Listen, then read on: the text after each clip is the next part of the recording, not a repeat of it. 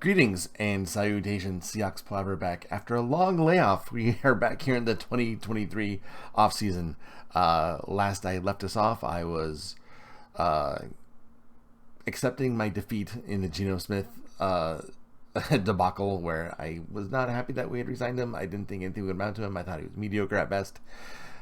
I was wrong. Okay, these things happen, and happily wrong. Obviously, it was what a great turnaround he had, and now that he's signed to a very team-friendly deal, we can either, enjoy his next 2 years and then move on to a new quarterback, or see what happens and we re-sign him again and he brings us into his twilight years. I don't know, but the flexibility is there with a great contract that he signed.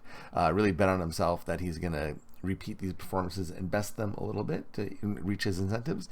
That's a great way to go. I had long complained about there not being like a real middle class of quarterbacks. Either you're overpaid or you're not paid at all. And I think Geno Smith kind of hit that sweet spot in the middle where teams can afford to pay them and they can afford to live in mansions. And it seems like a win-win for everybody as far as I'm concerned. What we have up on the screen is kind of our roster right now. The blue is people who have futures that I think could potentially play roles depending on how we fill out the roster as it progresses. The orange is people who are coming off injuries and they didn't play much last year. And who knows what their availability is going to be this year. And there's some big names there as well. Then in purple, I had people who might potentially be cut. That was Quentin Jefferson, and the empty one there was Shelby Harris, who was let go yesterday. So we have a lot of cap savings, but we have a lot of holes on our roster. I mean, seriously, we really only have two defensive linemen, 3-4 defensive linemen. Al Woods we basically have to reanimate him and wind him up and put him on the field now because he's so old. Brian Monet, who knows if he's even going to come back. He might be in injury settlement. And I liked his game, but he didn't play great last year, unfortunately. Going from a 4-3 to 3-4, not everyone can make the transition. Al Woods was fantastic. He's probably, I think, one of our best linemen when he played, which wasn't a whole lot because, again, age and rotation. Shelby Harris was really good, but really expensive. Quentin Jefferson, he played really well down the stretch as far as pressure rate goes, but his run defense was suspect. And it's interesting because he's, 290, almost 300 pounds, and he just didn't seem to, run defense didn't seem to be his forte last year. But then again, our whole defense was kind of a shambles last year, so maybe it was just part of getting used to the scheme and finding out who fits and who doesn't. Shelby Harris was probably the best one that fit in that scheme, and he's no longer here, so we have some issues on the defensive line. I mean, we really need to solidify that with just like a wall of meat. I think if we take a wall of meat and just put it in front of our defensive line, I think that would really help. But then back here in our linebacking crew, there's some issues there too. I actually think we have a pretty good cast of pass rushers. I mean, everyone's saying how we need pass rush, but our stand-up linebackers in Owosu and Taylor were pretty good. Mafe was coming along really well as the season progressed. Allen Robinson, he had gotten in shape to play outside linebacker last year, but we never really got to see it because he got hurt. Tyreek Smith, he was part of that draft class last year that was so fantastic. We haven't even seen him play yet, so he's still a mystery. Josh Onojiogu has some flashes. He has potential. Vi Jones as well. We also have Daryl Johnson, who we picked up from Carolina. I don't have him on this list because I don't know if he's going to resign. He was injured also. I don't know if he's an injury settlement guy or what. Though I do think we have him on a contract. I don't know if it's a futures contract or what. But regardless, he might be around. Jordan Brooks, he's our only middle linebacker, and Cody Barton is a free agent, and hopefully he stays that way. I don't really have a lot against the guy, but it just seemed like whenever I was watching and bad things were happening, he was around the play that should have been finished. Maybe he'll get better. I don't know. I could be misjudging this entire thing, but from my eyes, he failed more than he succeeded. Although he did have some good plays. He was around the ball a lot, but just wasn't quite there. And I don't know. Maybe there's room for improvement in the middle linebacker position, and who knows if Jordan Brooks has even come back. So I think that this is something that needs to be addressed. preferably in free agency, because I think the draft is a little bit weak in this area. But if not, we will explore some options come draft time. And quarterback Michael Jackson should probably be re-signed. He's a restricted free agent. He started. Hopefully we see him in there, because Trey Brown is really the only person we have on contract. Isaiah Dunn we have him for a year, but yeah, I don't even remember him playing, to be honest, last year. So who knows what's going on there. And then of course Quandre Diggs and Jamal Adams are two starting safeties, account for what, $36 million against the cap between the two of them. And Jamal's hurt. Who knows how he's going to play when he comes back. I mean, Quandre came back after an injury last year, and it took him half the season to regain his form. So who knows what's going to happen with Jamal. Ryan Neal, who got all pro votes as a backup, is a restricted free agent. So hopefully we can keep him. There's a couple different tender levels. We probably have to tender him at the second round $4 million level to really keep his services, because I think someone would come and poach him if we tendered him just at $2 million with no compensation. I think he'd definitely be gone. Okay, so we have some issues here. We don't have Rashad Penny under contract. He's always hurt, but if we could bring him back, I would really like to see that. Even Travis Homer, he's a really good pass blocker and really good special teamer. If he's cheap, I wouldn't mind seeing him back. We do need a backup quarterback to Geno. Our wide receiver core actually looks decent between Tyler Lockett and DK Metcalf. They don't miss a lot of time, and they're fantastic receivers in their own right. D. Eskridge has been a disappointment, but maybe it's just he's one of those 3-year guys. Maybe that just in their third year they break out. There's a possibility. Derek Young, a lot of potential there. He's got all the tools. He could be a mini Debo, maybe. We shall see. Cade Thompson was getting some reps towards the end of the year.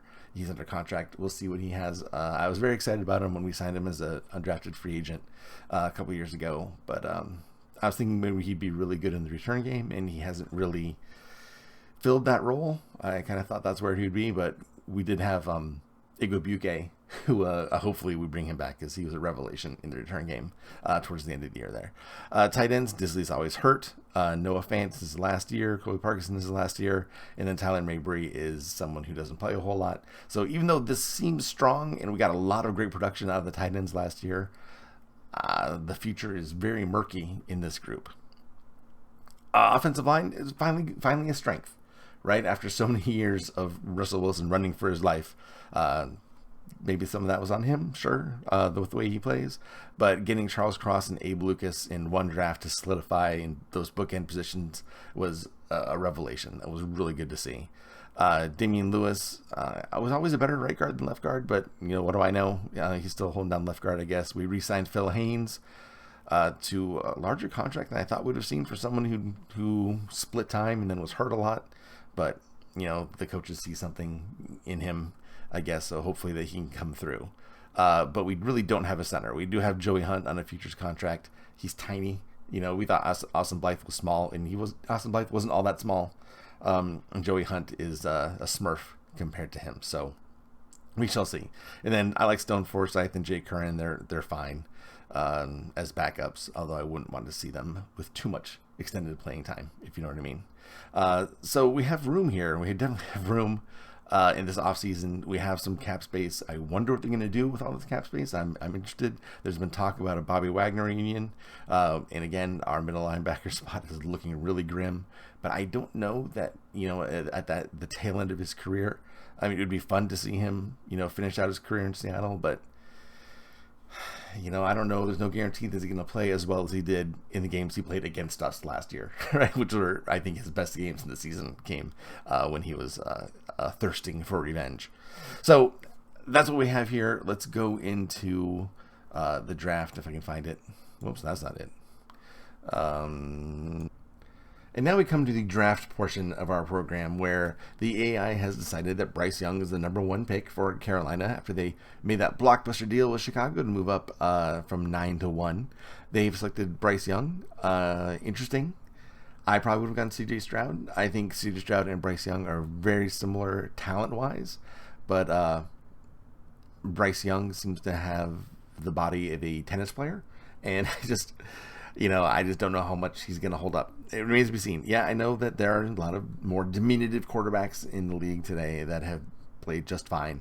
And Bryce Young will probably be just fine, but, you just never know. You just never know. So Bryce Young goes number 1, C.J. Stroud number 2 to the Texans.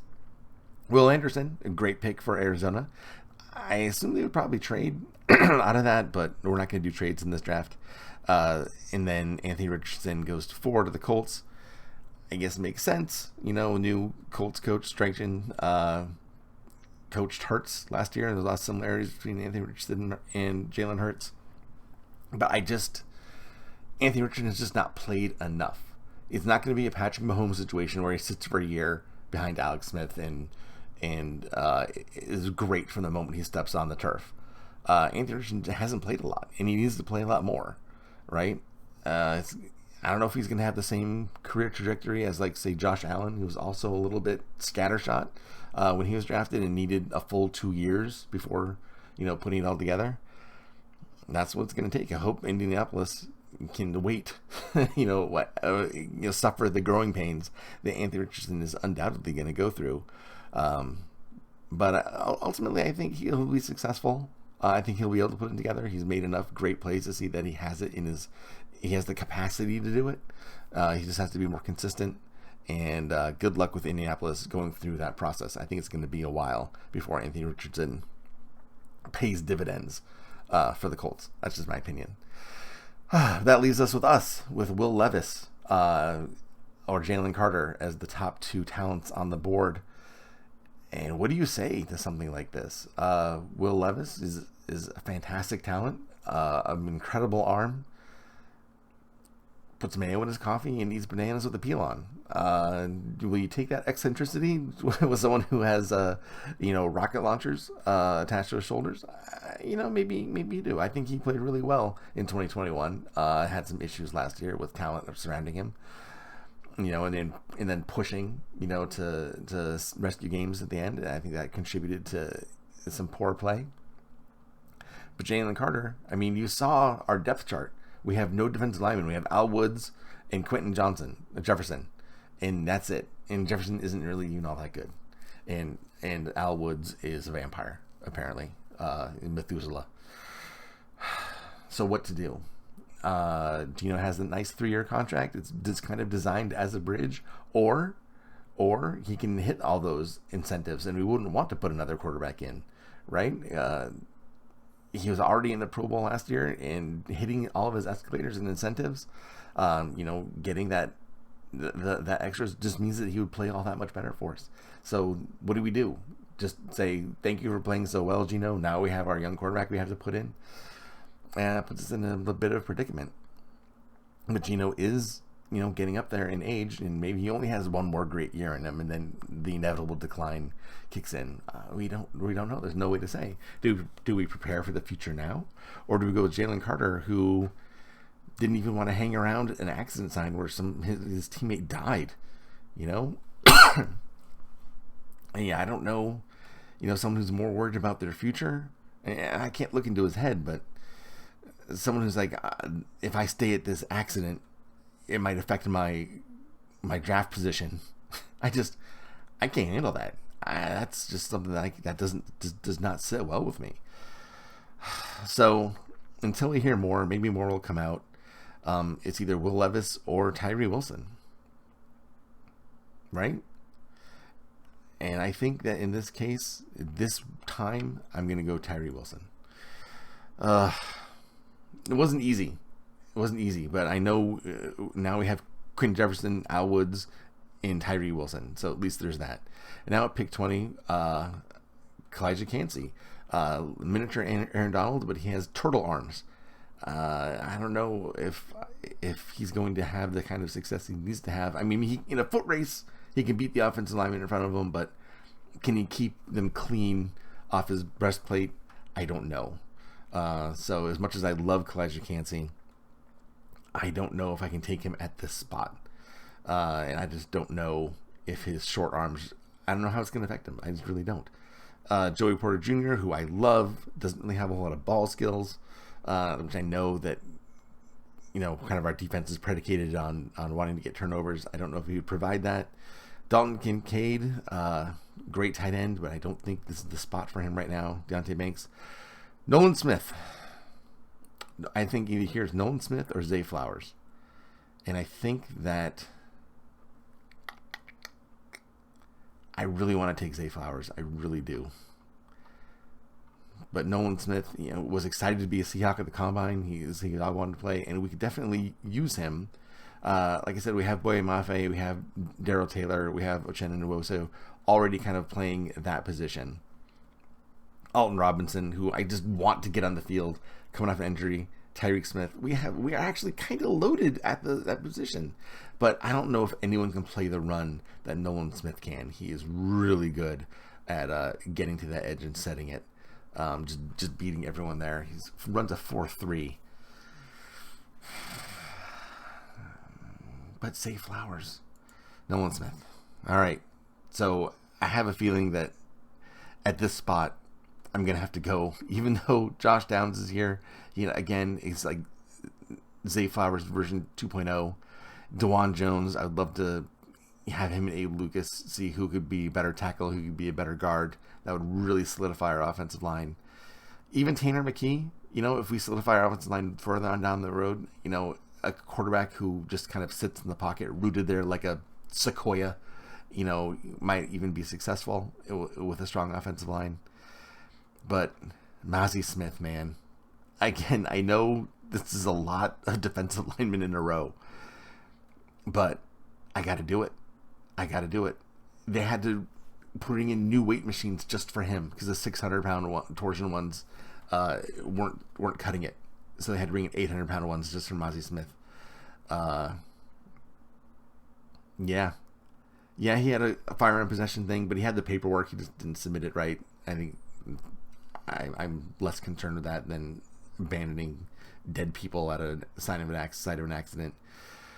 And as much as like BJ Ojulari, he's a great player too. I've never seen someone that young with so many pass moves, but Mazi Smith it is. We just need Al Woods can't do it by himself. He can't hold the nose. And we don't know if one-legged Brian Monet is gonna cut it. So 3 defensive linemen in a row, but at least we got them. We got some now. All right, so pick 51. Tanner McKee's still around. BJ Ojulari's still around, but again, I think we have to move away from the defensive line. As much as I want Ade Tamawa Adebaware on our team, with those measurables, I can't just keep drafting defensive linemen. And there's going to be some, maybe not, didn't test as well as him, but later on in the draft, there's some really good 3-4 ends that'll come up later. And I know it. Diane Henley. I know the Seahawks brought him in for a visit. They're very interested in him, and we definitely need the help at linebacker.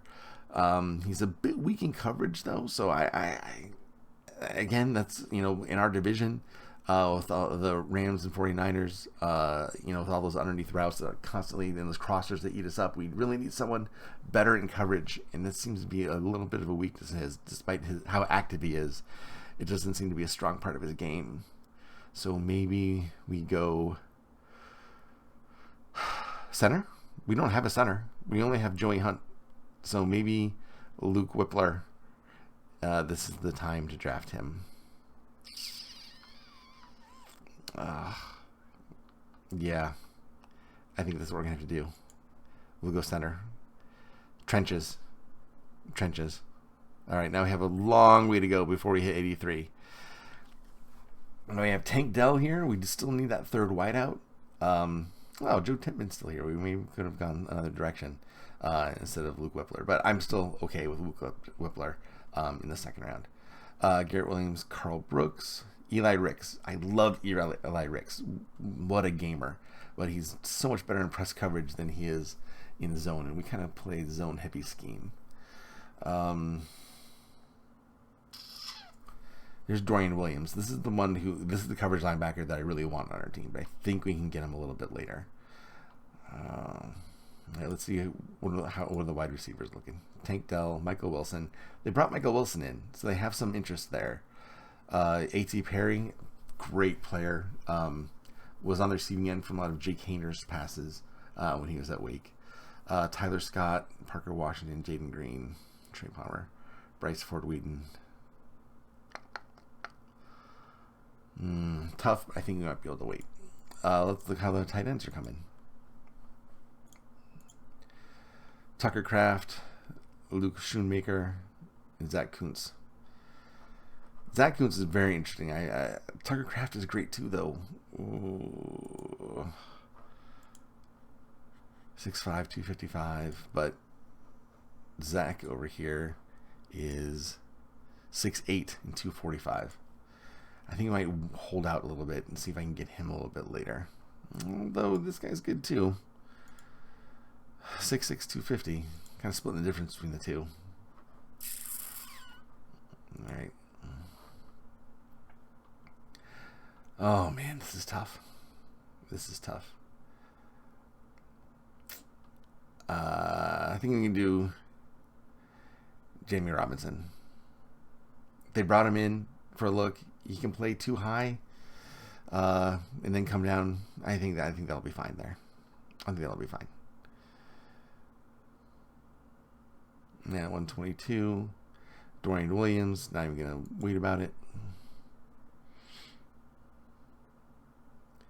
3 picks left.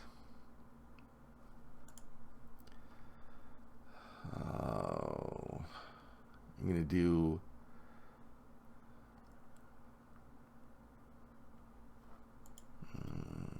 let's see, 152. Dwayne McBride, Eric Gray, Chris Rodriguez.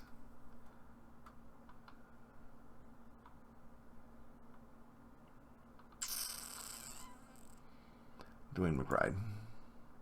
And then here, Moro Ojomo. Oh, no. Maybe Jacorian Bennett.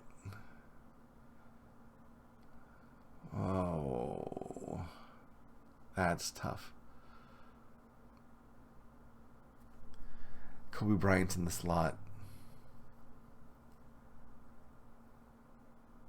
Michael Jackson. Good but not great. Moro Ojomo. Oh, Kobe Turner. Who else is on the inside? Whoops. Still have Gerard Clark, who I really like, and Roderick Martin, who I really like. But DJ Dale I can probably get at the very end, right? 155. 2 picks left. We do need a running back.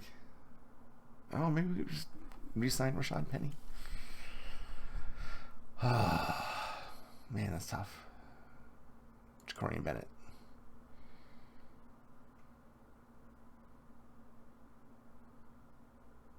All right, and the last pick, I already know who I'm going to get. If he's here, please be here. I think I forgot to get the, yeah. All right, so I blew out on the tight end. My boy, Jake Bobo. I have to. Now, Matt Landers is good. He really is. He jumped out of the stadium, 6'5", 203. That's probably who the Seahawks would more likely draft. But I love my Jake Bobo. I think he reminds me so much of Joe Juravicius. That one year we had Joe Juravicius, we went to the Super Bowl because he just reminded all of the receivers how to catch. I have to do it. I have to get my Jake Bobo. I think he's one of my favorite players in the draft. I don't know. I don't know what else to say. All right. So Tyree Wilson playing in edge on the 3-4. Nolan Smith playing stand-up linebacker. Pass rush, still the edge. Maisie Smith, Nad Nose, Whippler. Got a D+. They did not like him going in round 2. That's okay. We needed him, so he's our center. Jamie Robinson. We're not going to have Jamal Adams and Quandre Diggs next year. It's just not going to happen. Someone's got to go. Ryan Neal hopefully will come back. Jamie Robinson can play just about anywhere in any position in the box, up high. He can do it. Dorian Williams, coverage linebacker. Dwayne McBride, some depth at running back. Jacorian Bennett, amazing cornerback who can put in anywhere. And then Jake Bobo, who they don't like, but I do. Rounds out our class. So here we go. Tell me, guys, what you think. We're doing this a couple times. We'll do some of the trades. We'll make some adjustments as we get free agents in, and we'll just see what happens. I'm excited for the offseason, and I hope you are too.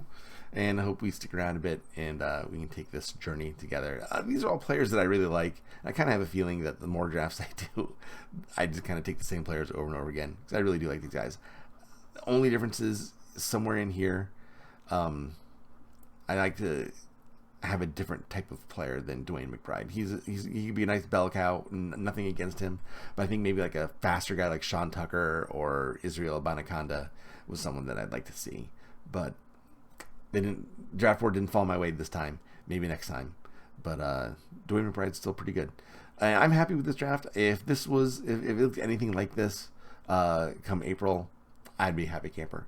Even if PFF wanted to give me a B+. All right, guys, I appreciate it. Appreciate hanging out, and I'll see you next time, okay?